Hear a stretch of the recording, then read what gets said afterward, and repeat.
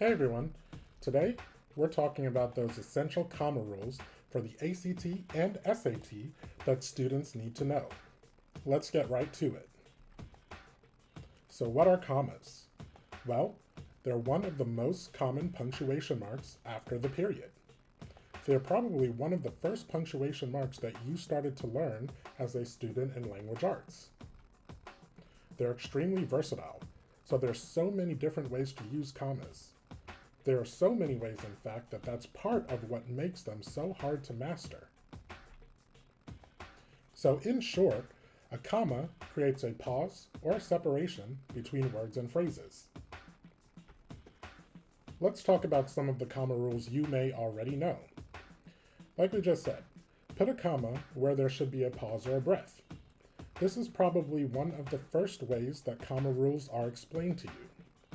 While it's not wrong, it doesn't fully explain how to use a comma in all of the different situations. So, you might know to put a comma before a quotation mark. This can be true. So whenever you are about to quote direct speech from someone, you are going to want to start off that quotation with a comma. And then putting commas in between list items. So anytime you're about to start a list of multiple things, usually 3 or more, then you are going to separate those list items with commas. Let's talk about the rules that you need to know for the ACT and the SAT. So let's go back to that first one, or one of the last ones that we just mentioned, putting commas in between our list items. So when we're creating a list of 3 or more items, we're going to put a comma in between each of those items. For example, I have the sentence here, I will buy vegetables, milk, and snacks at the store. So you can see in each of these cases, after vegetables and milk, I'm going to put commas in between my list items.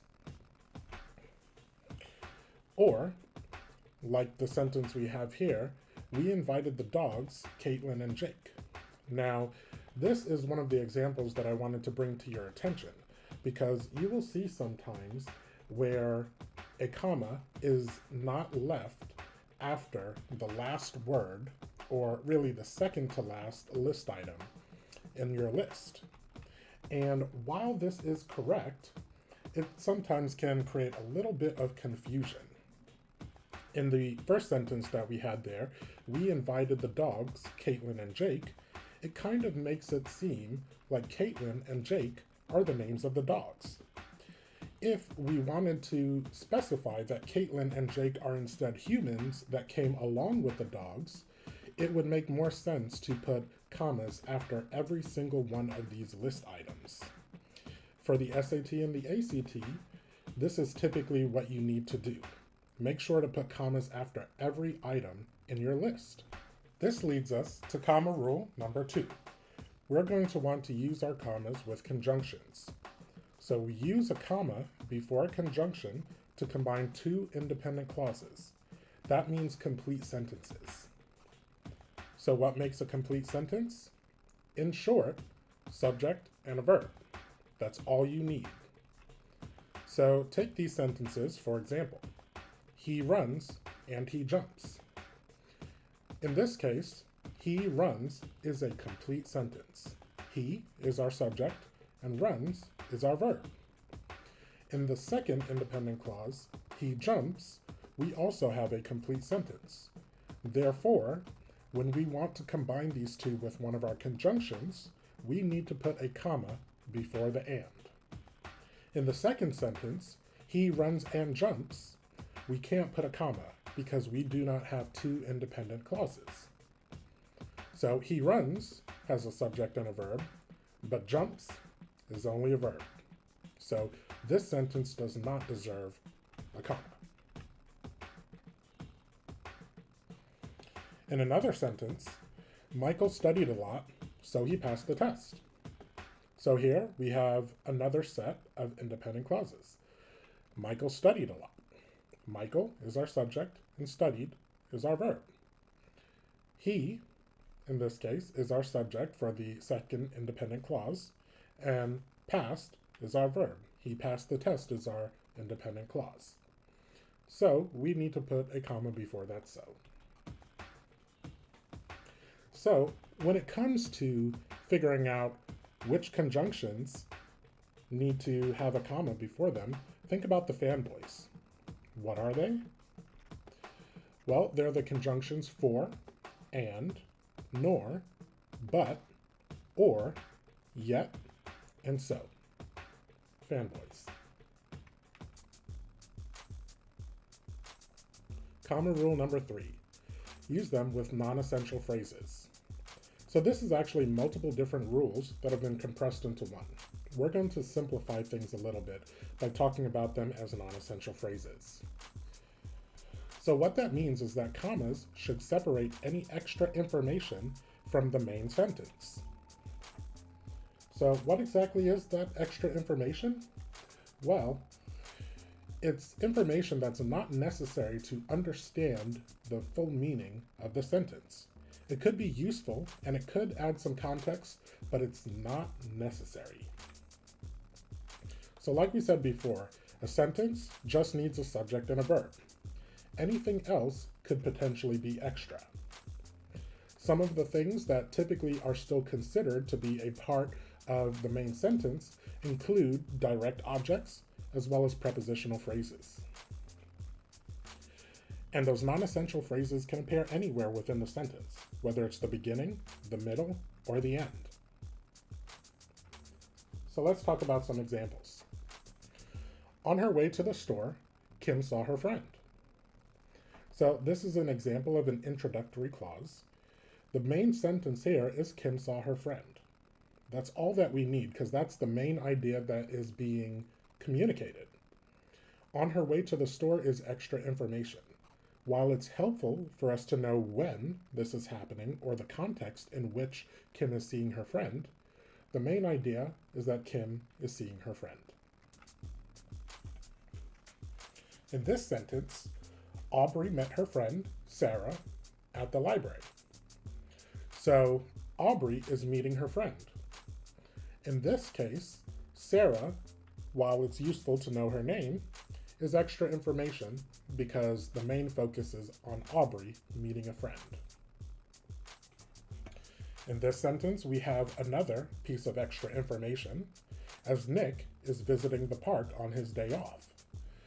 That the park happens to be a small patch of land in the middle of the neighborhood, that's just extra. It adds some flavor to the sentence. So as you can see, when the commas, or scratch that, when the extra information comes in the middle of the sentence, we're going to want to separate both sides of the extra information with commas. So it should appear before the extra information as well as after the extra information. In the first sentence, like on her way to the store, Kim saw her friend, it comes at the beginning. So you only need to put the comma right after that extra piece. Think of the comma as kind of like a dividing wall. We want to make sure that the extra stuff is separated from the main stuff. And so in this case, anywhere where that extra information comes up, we are going to want to put those commas on each side of the extra information where it touches the main sentence. So let's look at this next sentence.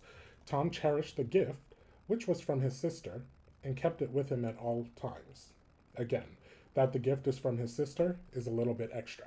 So we're going to put commas before the which as well as after sister. Then last, we have an example of a piece of extra information coming at the end of a sentence. So like we talked about before, if it comes at the beginning, you're going to want to put the comma after the extra information. Same thing if the comma or if the extra information comes at the end, you're going to want to put that comma before that extra information. So in this case, Cassandra brought a new camera, a small Sony point and shoot. Comma goes before the extra information about that camera.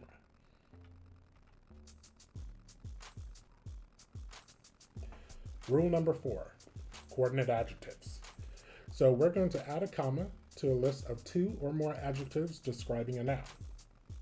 So this rule typically just refers to two adjectives that are back to back. But I like to frame it as just looking at it as a list of adjectives with the only condition being two instead of three. Because you can list more adjectives, so the rules kind of runs into one another with that listing rule. So in this case, Marcus bought a small metal souvenir from the shop. So both small and metal are adjectives that are describing the word souvenir. We need to put a comma between them because small and metal are describing two separate aspects of that souvenir. In this sentence, though, Marcus bought a dark blue jacket from the store. While dark and blue are both two different adjectives that can mean two different things, in this case, and often happens with some colors and the way that we describe them, dark blue is its own separate color when we combine those words. So it wouldn't be appropriate to put a comma here because dark blue is one adjective. So now that we've talked about some of those comma rules, let's do a little bit of practice. Let's take this first sentence, for example. Admiring the new park, Anne was proud of all the effort she put in to have it built. Where do we put the comma?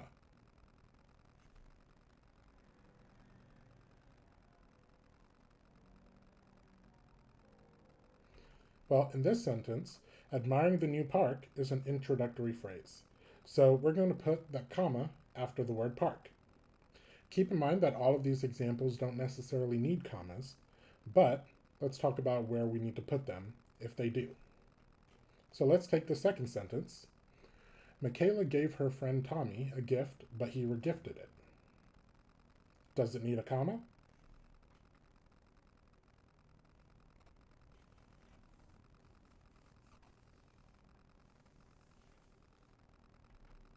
Yes. So here we have two complete sentences. Michaela gave her friend Tommy a gift, and he regifted it. So we have the conjunction but that needs a comma before it. The tall yellow giraffe always amazed her as a child.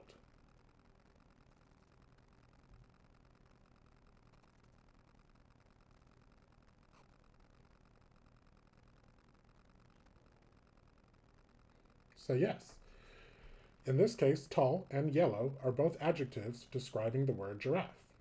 So we need to put a comma in between them. Kyle and Ralph walked home on a windy day. Does it need a comma?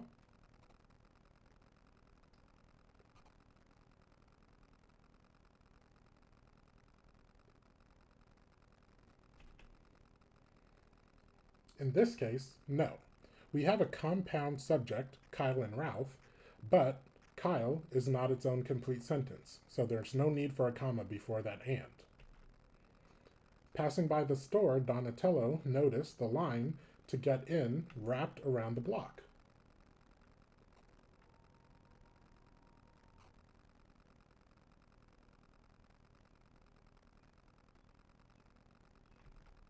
Yes.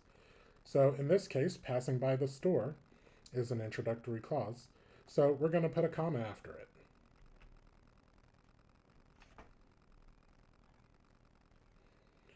Zach had run longer distances before, but he suddenly felt winded.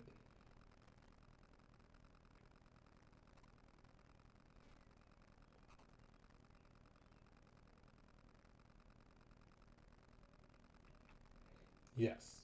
So Zach had run longer distances before, as well as he suddenly felt winded. Those are two independent clauses. We need a comma before that but. The melody, which rang through the halls of the concert space, brought all the attendees to tears.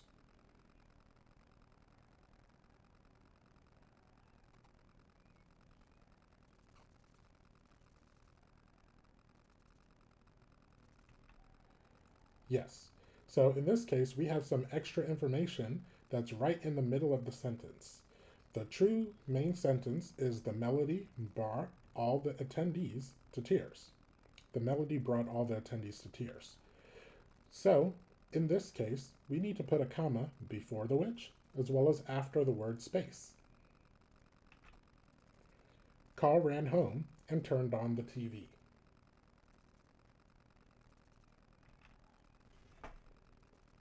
So in this case, we don't need a comma. Or in this case, we have a compound predicate. Carl ran home and turned on the TV. Now, if the word he was before the word turned, we would have another complete sentence and we would need the comma.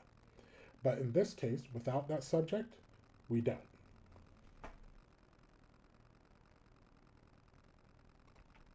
So let's do a recap.